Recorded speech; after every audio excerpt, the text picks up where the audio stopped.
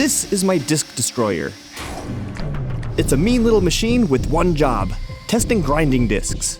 With so many grinding discs and countless reviews, it's hard to separate fact from fiction. This is where the disc destroyer comes in. It cuts through the noise, delivering real results. No bias, no sponsorships, just cold hard tests. Grinding discs can face a lot of real-world challenges, like high and low pressures, hot and cold materials, and of course, fast and slow speeds.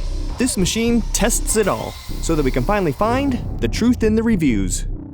Today I am testing the Kimball Midwest Type 29 flap disc, coming in at a steep $20.74 per disc. Despite the high price, I couldn't find any reviews online for this disc. So how do we know if it's worth over $20? Let's test them to find out. Each disc will be grinding this test bar to see how much it can remove within 20 minutes time. This will chart out its story and tell us exactly how this disc behaves based on how much material it removes at any given point. But if the disc stops effectively grinding the bar or just straight up disintegrates, the test is over. Let's begin. I started by simulating light pressure grinding. I did this by adding a 4-pound weight to my rig. This is roughly the weight of the grinder. When I started the first test, the Kimball Midwest took off. The disc lasted just over 18.5 minutes and removed almost 28 inches. For a disc with no reviews, these results are very impressive. Next, I decided to see how the disc would grind against a hot weld. To do this, I heated up the first few inches of my coupon. This time the disc cut slightly less than the previous test, but still lasted the full 20 minutes. This is a good baseline for what the Kimball is capable of. Now I want to change some variables to see if that changes the performance for the better. So next, I am going to slow down the grind speed. I kept my 4-pound weight, but I lowered my grinding speeds from 11,000 RPMs to 6,000. And this switch made the disc perform significantly worse. On both hot and cold metal, the disc did not last as long and took off nearly half as much material. Eventually, I stopped seeing any metal being cut, so I ended the test. So what's happening here?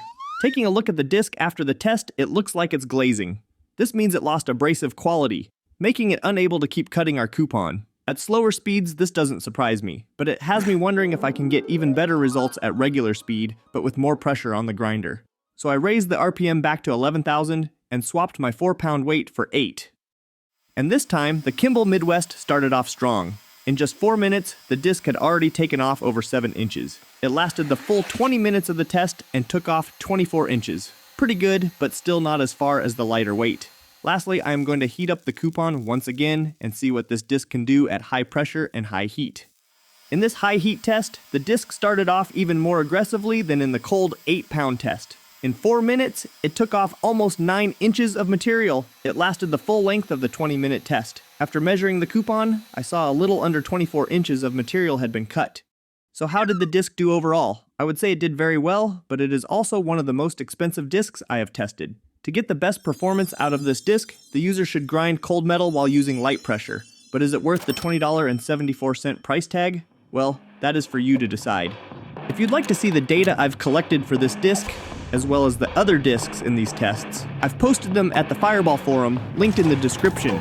I'm going to keep posting more and more of these test videos, so stay tuned to find the truth in the reviews. And if you're wondering why I built the rig the way I did, how it works, and what it's all about, I have a video that goes into great detail that you should check out. Thank you guys for watching, and I'll see you in the next one.